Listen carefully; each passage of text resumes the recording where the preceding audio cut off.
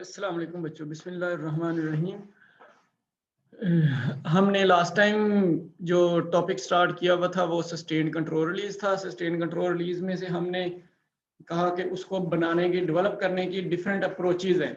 उन अप्रोचेज में से जो फर्स्ट टू अप्रोचेज हमने लास्ट टाइम डिस्कस की थी, one was dissolution control system and another one was a diffusion control release system.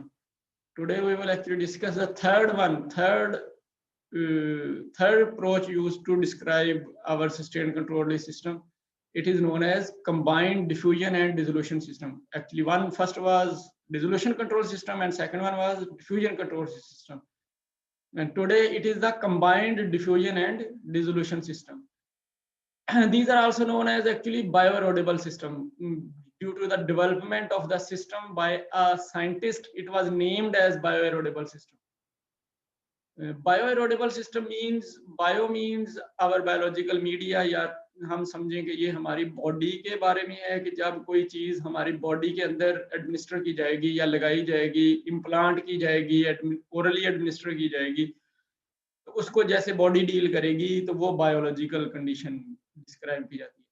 एरोडेबल means कि वो वहां से डिसअपियर हो जाएगा, वो वहां पे डिस्ट्रॉय कर दिया जाएगा, वो खत्म कर दिया जाएगा, स्लोली किया जाए, आफ्टर अ टाइम पीरियड किया जाए या इमीडिएटली किया जाए, इनमें से कुछ भी हो सकता है। तो वो कोई भी ऐसा phenomena which involve the disappearance of the system from the body or the site of administration will be erodability. And the bioerodability means if this erodability is dependent on biological media. For example, biologically, if our enzymes or our hydrolytic processes in the body, they are actually eroding the system, then it is bioerodible system. So we have actually discussed in diffusion control system that the drug is released on the basis of diffusion from the system, but the system means a polymeric ghost remains at the place where we have actually administered it. For example, we have implanted it. The implant site still contains a system which is free from drug. Now it is a polymeric ghost and need to be removed physically. If we are not physically removing, then they can cause toxicity because it is not dissolving, it is not eroding, it is not actually disappearing, it is not becoming the part of the body. So this problem was actually eradicated by using a system which is bioerodible. So for a bioerodible system, it requires the condition that drug should release by diffusion process so that we can achieve a zero order release. And secondly, a system should dissolve also so that it can be cleared from the body.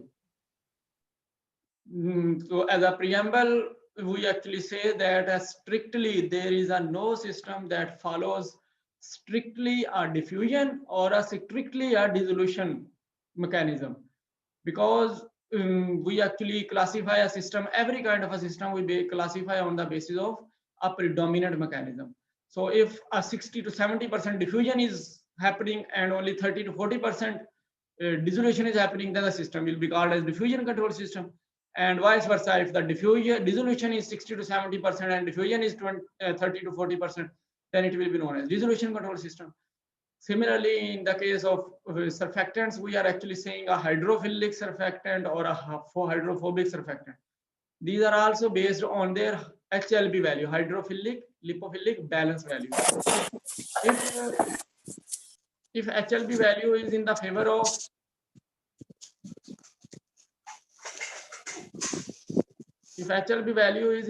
of for example, more solubility towards water compound, then it is known as hydrophilic surfactant. Even its HLB value according to Griffin's scale is less than 10 also. For example, 9, it's 9, then it's also called hydrophilic. Means Sir? More than 40%. हाँ जी. Sir आपने बताया कि जो system dominant हो, मतलब अगर diffusion 60 to 70% है तो उसको हम डिफ्यूजन सिस्टम कहेंगे, और अगर डिसोल्यूशन ज्यादा हो तो हम उसको मतलब डिसोल्यूशन सिस्टम कहेंगे। सर अगर 50-50% और 50% डिफ्यूजन 50% डिसोल्यूशन, तो फिर सिस्टम को हम क्या मतलब किस तरह डिफाइन करेंगे? वही सिस्टम हम कंबाइंड में डिस्कस कर रहे हैं ना, मींस उसमें डिफ्यूजन भी डोमिनेंट हो सकती है, फिर किसी स्टेज पे डिसोल्यूशन डोमिनेंट हो सकती है।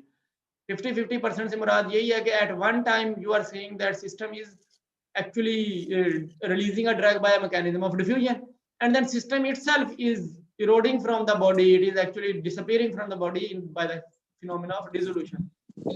Okay sir. At one time diffusion is dominant and at the other time dissolution is dominant, so we are actually classifying such kind of a system जिन पे questions इस तरह के arise हो जाते हैं, वो systems को हम combined diffusion and dissolution system कहते हैं। ये इन्वेंट किए गए थे, Okay sir, thank you sir. किया गया बायोइरोडेबल सिस्टम।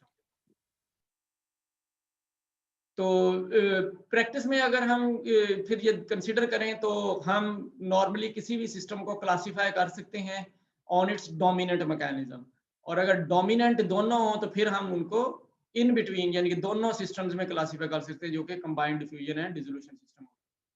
तो अब हम अगर डिस्कस करें बायोइरोडेबल सिस्टम को, तो बायोइरोडेबल सिस्टम में जो रिलीज रेट होता है वो डिपेंड करता है कि सॉल्युबल इंग्रेडिएंट्स कितने हैं आपके मैट्रिक्स में। For example we have prepared a matrix, उसमें हमने एक यूनिफॉर्म ब्लेंड बनाया हुआ है ड्रग का with a matrix forming polymer.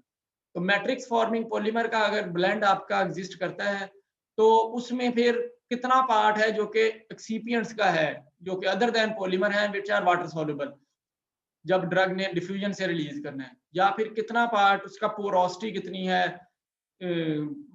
Matrix की, पोर उसकी जो हमारा एक पॉलीमेरिक मटेरियल है उसके अंदर पोर्स कितने डेवलप हो जाते हैं जब वो उसको वाटर के अंदर प्लेस किया जाता है, तो ये उसका सॉल्युबल पार्ट कहलाता है, क्योंकि उस पोर के ऊपर ड्रग होगी, जो पोर बना होगा उस वहां पे ड्रग होगी, तो ड्रग एक दफा वाटर में डिसॉल्व हो जाएगी तो वो soluble part of the polymer कहलाएगा, ऑफ द मैट्रिक्स कहलाएगा। तो जितना वो सॉल्युबल पार्ट होगा उतना वो ज्यादा होल बनता जाएगा। तो ड्रग रिलीज अगर मैट्रिक्स है या फिर रेजरवायर भी है, तो रेजरवायर में जो हमने मेम्ब्रेन लगाई है, मेम्ब्रेन में जितनी इंप्योरिटीज होंगी वो उसका सॉल्युबल पार्ट, तो सॉल्युबल पार्ट के ऊपर डिपेंड करता है, जितना सॉल्युबल पार्ट बढ़ता जाएगा उतनी उसकी रिलीज रेट भी बढ़ता जाता है। फिर मेम्ब्रेन की प्रॉपर्टी होती है, यानी कि ये पोरोसिटी और टॉर्टोसिटी होती है, जो हमने हगुची लॉ में ज्यादातर डिस्कस की है। तो वो टॉर्टोसिटी जो होती है वो एक्चुअली पोरोसिटी और टॉर्टोसिटी वो उसका डिफ्यूजनल कोफिशिएंट डिफाइन करती है कि ability of the polymer to release the drug by diffusion process, ये उसका डिफ्यूजनल कोफिशिएंट होता है, या एबिलिटी ऑफ द ड्रग है to pass through the pores of the polymer, ये डिफ्यूजनल कोफिशिएंट होता है। तो जितना डिफ्यूजनल कोफिशिएंट बेटर होगा उतना फिर वो ज्यादा ड्रग रिलीज करती है। एक कंसंट्रेशन ग्रेडियंट होता है, यानी कि जितनी कंसंट्रेशन ग्रेडियंट ज्यादा होगा, कंसंट्रेशन ग्रेडियंट से मुराद है difference of the concentration with in the system and concentration out of the system, means dissolution media में और ड्रग में जो सिस्टम है उसके अंदर। तो जितनी ड्रग की कंसंट्रेशन का डिफरेंस ज्यादा होगा उतना रेट ऑफ डिफ्यूजन भी ज्यादा होगा। तो अगर कंसंट्रेशन ऑफ डिसोल्यूशन मीडिया बहुत ज्यादा डेवलप हो गया तो फिर ये सिस्टम से डिफ्यूजन नहीं होती, इसलिए ड्रग रिलीज बहुत कम होता है। तो वो सिस्टम में जो बाहर मीडिया में ड्रग डिसॉल्व होती है वो इमीडिएटली अब्सॉर्ब होने के लिए साइड पे चली जाती है, तो इसलिए वो फ्री रहता है, तो कंसंट्रेशन ग्रेडियंट बना रहता है। अगर कंसंट्रेशन ग्रेडियंट बना रहे तो फिर ड्रग रिलीज कंटिन्यू रहती है, अदरवाइज ड्रग रिलीज कंटिन्यू नहीं रहती। अच्छा, तो ये जो हमारा एरोडेबल सिस्टम है इसको बनाने के लिए डिफरेंट अप्रोचेज हैं, डिफरेंट टेक्निक्स यूज की जाती हैं, डिफरेंट मेथड यूज किए जाते हैं। जैसे हमने 3 अप्रोचेज डिस्कस की थी या 2 अप्रोचेज क्या डिस्कस की थी डिसोल्यूशन कंट्रोल सिस्टम में, इसी तरह 2 अप्रोचेज हमने डिस्कस की in diffusion control system. For dissolution control system we have actually developed a matrix जो that is actually eroding and its size is actually reducing or disappearing, a matrix which is disappearing, that was dissolving matrix. So there was no diffusion, only diffusion of drug from one part of the solvent to other part of the solvent, and actually the drug was releasing based on this dissolution property of the polymer. And second one was alternating layers. We have actually coated our drug with a layer and then a drug layer and then again a polymeric layer, and alternating layers have been coated. This type of a system was dissolution, and also we have coated beads with different thickness of the layers. That was a dissolution control system. And here in the diffusion system we actually discussed 2 types of a system. One was reservoir, which were coated systems. we have a reservoir of a drug which has been coated with a polymer or a ball material, and then a matrix in which a matrix forming polymer was used, in which we have dispersed our drug homogeneously, so that each part of the polymeric matrix contain homogeneous concentration of the drug. It was matrix system. That matrix system and that reservoir system are not dissolving, they were actually diffusing only, and a polymeric ghost was remaining. And here we are actually using again those such kind of approaches which are used for dissolution and diffusion, because it is a combined dissolution diffusion and have a same type of approach. So first one is erodible matrix system. Erodible means it will be actually diffusing a drug from outer part of the matrix first, and when that outer part of the matrix will be exhausted from the drug concentration, the outer part will dissolve, will erode. This is the erodible matrix. We have developed an erodible matrix of the drug, in which drug is to diffuse out of the matrix as a diffusion control system, and when the part have been free from the drug, it have diffused all the drug, it start also dissolution process. The polymer also start dissolution process. So there is a new surface appearing, reduced tablet size also. First tablet size अगर if we are staying यहाँ तक है, तो अब वो यहाँ पे आ गया reduce, फिर आहिस्ता आहिस्ता वो छोटा होता जाएगा, तो कम होता जाएगा, छोटा होता जाएगा, ये एरोडेबल मैट्रिक्स कहलाता है। तो सिस्टम इसलिए कॉम्प्लिकेट हो जाता है कि एक टाइम पे वो डिफ्यूजन दे रहा होता है, क्या पहले वो डिफ्यूजन दे रहा है, पहले डिफ्यूजन से ड्रग रिलीज कर रहा है, और फिर जब उसमें से डिफ्यूजन हो गई है एक पार्ट में से, उस वक्त वो डिसॉल्व भी करने लग जाता है, तो वो कंबाइंड हमें काइनेटिक्स लगाने पड़ जाते हैं, पहले डिसोल्यूशन के, फिर पहले डिफ्यूजन के, फिर डिसोल्यूशन के।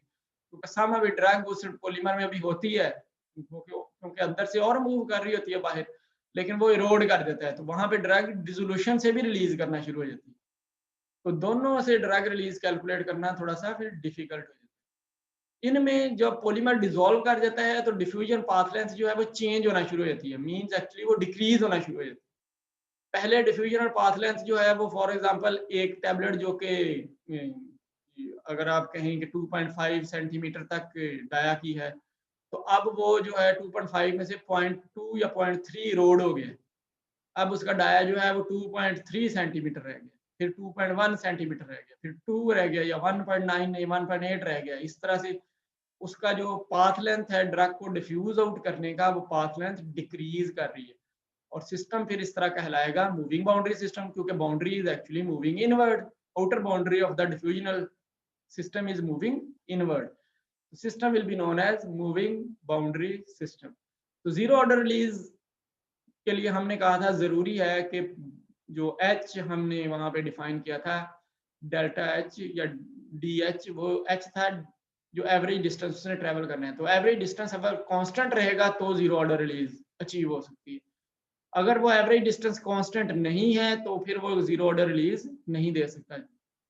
जैसे in the case of diffusion भी हमने कहा था कि वो जब मैट्रिक्स की बात आती थी तो मैट्रिक्स में एवरेज जो डिस्टेंस उसने ट्रेवल करना होता था वो चेंज होता रहता था, वो क्योंकि पहले मैट्रिक्स बाहर तक था, अब वो गोस्ट बचना शुरू हो गया, ड्रग ने फिर और ज्यादा डिस्टेंस ट्रेवल करना है उसको पास करने के लिए, तो वो भी जीरो ऑर्डर नहीं रहता था। अब ये भी फिर जीरो ऑर्डर सिस्टम नहीं होगा, क्योंकि यहाँ पे भी पाथ लेंथ जो है वो डिक्रीज कर देती है, लेकिन एक्चुअली पाथ लेंथ जो है वो सम अ बिट कांस्टेंट रहती है। तो क्योंकि बाहर से सिस्टम इरोड हो जाता है, तो फिर उस ड्रग को उतना ही पाथ ट्रेवल करना पड़ता है जितना उसने पहले बाहर से किया था। बाहर वाले पॉलीमर में जो ड्रग थी वो पार्ट में से ड्रग बाहर डिसॉल्व हुई है, बाहर डिफ्यूज हुई है, तो उसको एक वो वाले पॉलीमर अवेलेबल था पाथ लेंथ के लिए। अब वो इरोड हो गया, तो अब अंदर ड्रग है, तो अंदर से पॉलीमर अवेलेबल है, उतना ही अवेलेबल है, तो सम ऑफ इट बेटर है देन द मैट्रिक्स जो कि हमारा डिफ्यूजन कंट्रोल का मैट्रिक्स था, उससे जरा बेटर ड्रग रिलीज आती है, बेटर जीरो ऑर्डर अचीविंग की तरफ हम जाते हैं। तो पॉलीमेरिक गोस्ट जो है वो क्योंकि इरोड हो जाता है यहाँ पे, तो ये इस सिस्टम का एडवांटेज बन जाता है कि पॉलीमेरिक गोस्ट जो है वो डिसॉल्व हो गया, तो हमें फिर उसको इम्प्लांट साइड से निकालना नहीं पड़ता। तो डिसएडवांटेज ये है कि इसमें फिर क्योंकि हमें दोनों तरह के काइनेटिक्स सॉल्व करने हैं, तो वो ड्रग और पॉलीमर दोनों डिसॉल्व कर रहे हैं, तो हमें डिफरेंशिएट करना है कि किस टाइम पे ड्रग डिसॉल्व कर रही है और किस टाइम पे पॉलीमर डिसॉल्व कर रहा है, ये थोड़ा सा डिफिकल्ट हो जाता है। तो इसके काइनेटिक्स को कंट्रोल करना ज़रा डिफिकल्ट है, तो काइनेटिक इक्वेशन फिर नई डिज़ाइन करनी पड़ी। तो वो नई इक्वेशन जो है हमें सबसे पहले रिटिगर एंड पपास ने दी, बल्कि हॉफनबर्ग ने दी। हॉफनबर्ग वो मैं आपको बताऊंगा कि हॉफनबर्ग ने सबसे पहले एक इक्वेशन दी जिसको फिर in the form of erodible system जो है वो डिफाइन किया गया बाय रिटिगर एंड पपास। अच्छा, सेकंड अप्रोच एक यूज होती है जो कि हम डिजाइन करते हैं यही बायोरोडेबल सिस्टम, वो केमिकल बॉन्डिंग है। जैसे हमने अप्रोचेज में भी पढ़ा था, तो हम बॉन्डिंग कंट्रोल रिलीज या chemically controlled release, chemically controlled system ले लेते हैं। उनमें हमने क्या किया होता है, हमने एक्चुअली ड्रग को विद द पॉलीमर बॉन्ड किया होता है, यानी कि उनका हमने इंटरेक्शन किया हुआ है। हमने एक we have developed a bond और a relation between a drug and the polymer. For example, we have a polymeric matrix in which polymers monomers are uniformly distributed throughout that matrix, throughout that formation of a structure जो कि हम use कर रहे हैं।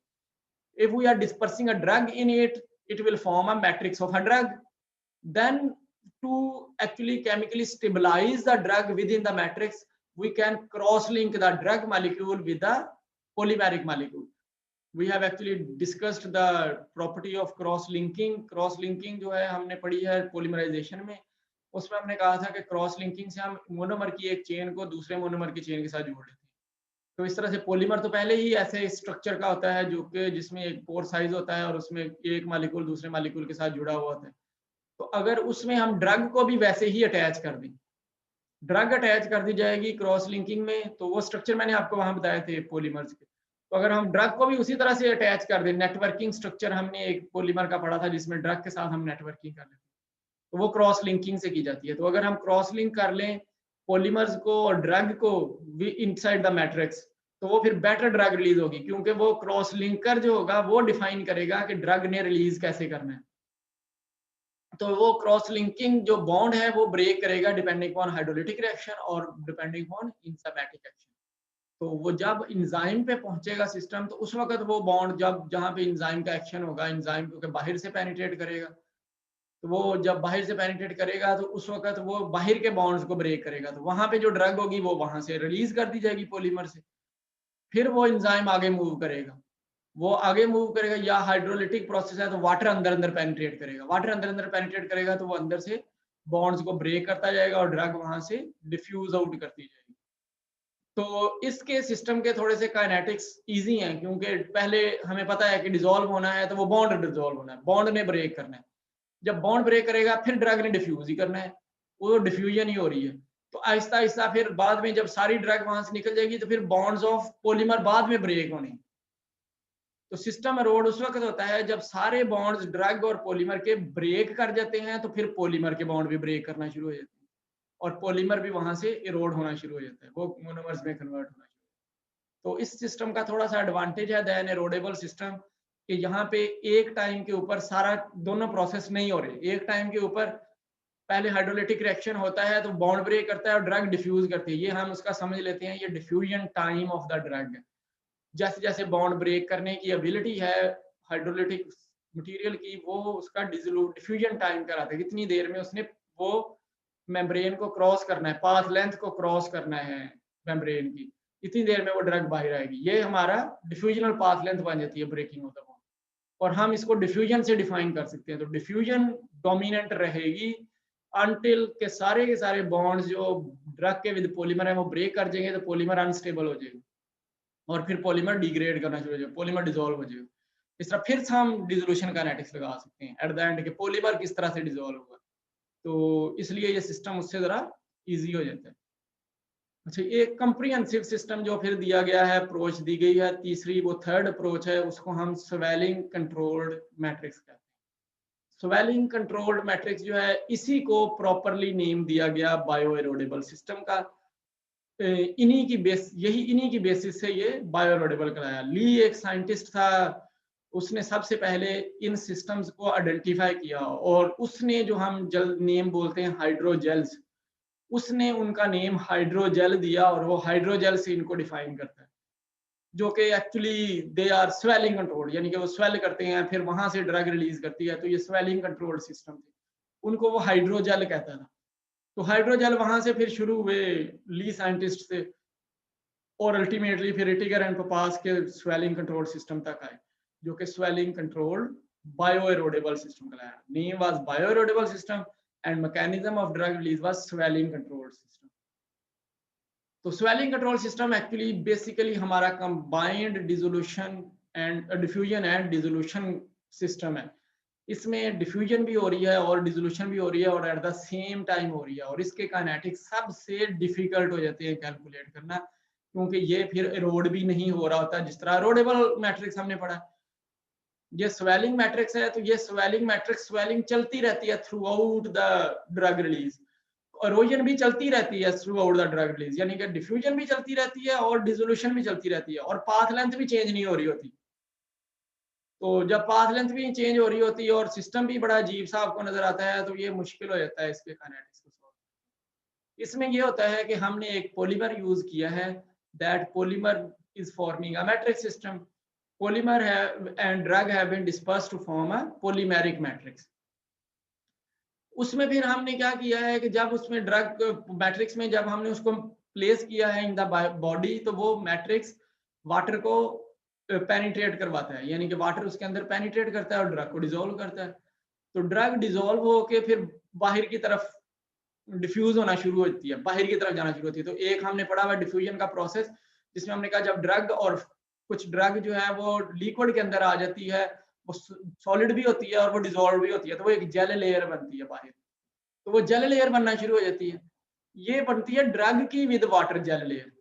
इतनी देर में जो water है वो पॉलीमर को भी स्वेल कराना शुरू हो जाता है, तो वो एक नई लेयर बाहर बनना शुरू होती है, वो उससे भी बाहर बनना शुरू होती है। ये स्वोलन लेयर एक बाहर खुल के बनना शुरू हो जाती है, तो एक नई लेयर डेवलप हो जाती है। ये तो पहले हम कहते हैं कि एक सॉलिड होता है, सेंटर में ग्लासी लेयर होती है, उसके बाद बाहर एक जेल लेयर होती है, ये जो एक डिफ्यूज लेयर होती है, जेल लेयर होती है। फिर वहां से डिसोल्यूशन मीडिया आ जाता है। तो ड्रग ने ग्लासी लेयर से through the gel layer into the dissolution media जाना होता है। ये हमारा डिफ्यूजन का प्रोसेस था। यहाँ थोड़ा सा प्रॉब्लम हो गया। यहाँ पे ये हो गया कि जब वो एक जेल लेयर बाहर बनी, तो जो पॉलीमर का पार्ट था वहां पे, वो पॉलीमर ने वाटर को लिया और वो स्वेल करके एक बाहर एक और इंटरफेस बना दिया, तो दो लेयर बन गई। ड्रग अब ग्लासी लेयर से जेल लेयर में जाएगी, जेल लेयर से वो बाहर पॉलीमरिक लेयर में जाएगी, वो पॉलीमर जो कि स्वेल कर गया है स्वोलन लेयर में जाएगी, और वहां से फिर वो डिफ्यूज करेगी आउट ऑफ द मीडियम। तो इस तरह से एक लेयर का इजाफा हो गया, दो लेयर्स की बजाय अब तीन लेयर्स आना शुरू होगी। तो तीन लेयर्स बन जाएंगी पॉलीमर के स्वेल करने की वजह से।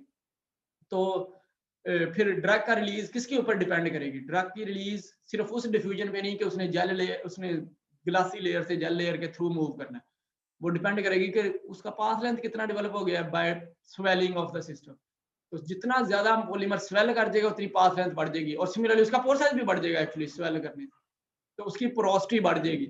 और सेकेंडली उसकी सॉल्युबिलिटी, ड्रग की जितनी सॉल्युबिलिटी ज्यादा होगी उतना वो ज्यादा सैचुरेटेड कंसंट्रेशन डेवलप कर सकती है with in the membrane. Matrix में जैसे हमने सीएस पढ़ा था, वो सीएस डेवलप किया जा सकता है अगर सॉल्युबल है ड्रग। अगर आपकी ड्रग सॉल्युबल नहीं है तो वो जेल लेयर में हार्ड सॉलिड्स फॉर्म में एग्जिस्ट करती है, तो वो बाहर वाली लेयर को, वैसे तो वो डिसोल्यूशन मीडिया में चली जाती थी जो डिफ्यूजन कंट्रोल सिस्टम था, लेकिन यहाँ पे फिर वो बाहर वाला जो पॉलीमर है उसको पेनिट्रेट नहीं कर सकेगी।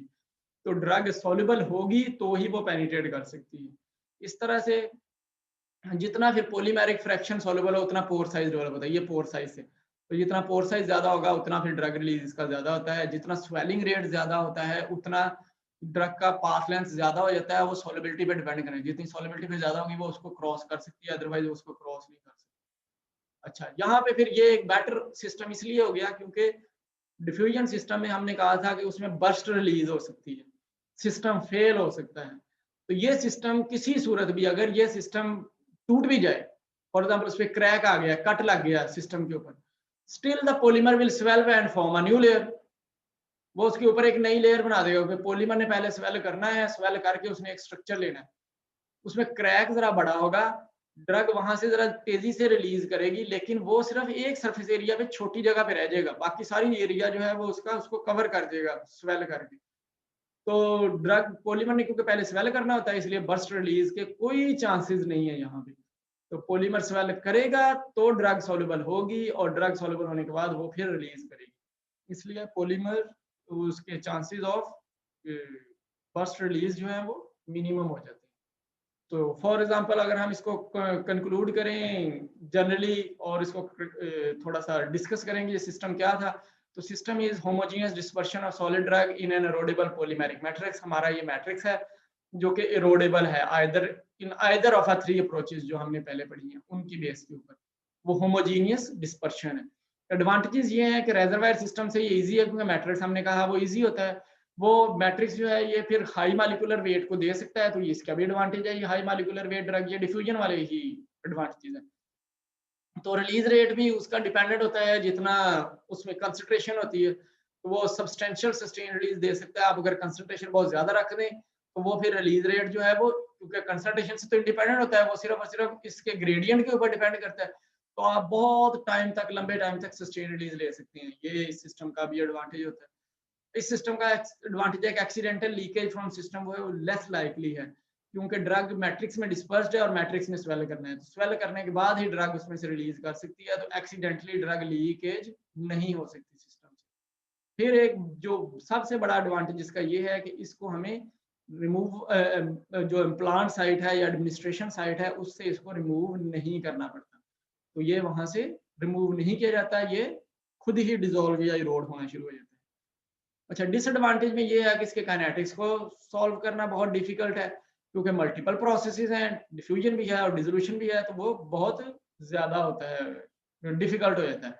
दूसरा एक डिसएडवांटेज ये है कि बहुत से पॉलीमर जो कि हम समझते हैं कि ये स्वेलिंग कंट्रोल्ड रिलीज देते हैं, but still there monomers are actually not non toxic. Polymer is actually non toxic, but monomers are not non-toxic, so that polymer, if it is eroding and the polymer is actually converting to monomers, then the monomers can cause toxicity. Potential toxicity of polymer must be considered before designing this system, that whether the monomers are also inert in the biological environment, or they are actually causing some kind of toxicity. So potential toxicity of the polymer should be considered. Okay, student, this is our first lecture. I will share you again a new link, so you have to join the same link again. The second link which I will be sharing, to join please again. Allah Hafiz.